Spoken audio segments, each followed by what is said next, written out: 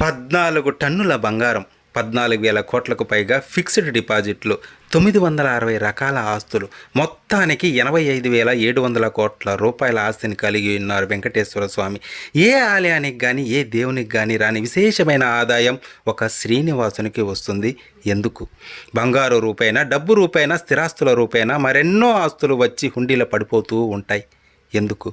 బంగారు పద్మపీఠం, బంగారు పాద కవచాలు, స్వర్ణ పీతాంబరం, బంగారు నందక ఖడ్గం, బంగారు హస్తాలు, వజ్ర కిరీటాలు, ఇలా మరెన్నో భక్తులు శ్రీవారికి సమర్పిస్తుంటారు. ఎందుకు? ఎంతమందికి మాటిచ్చాడో, ఎంతమందికి జీవితాన్ని ఇచ్చాడో, ఎవరికి చేతులిచ్చి పైకి లేపాడో, ఎంతమందికి చేతలిచ్చాడో, ఎందరికి కన్నులిచ్చాడో, ఎందరికి కాళ్ళిచ్చాడో ఎవరికి తెలుసు?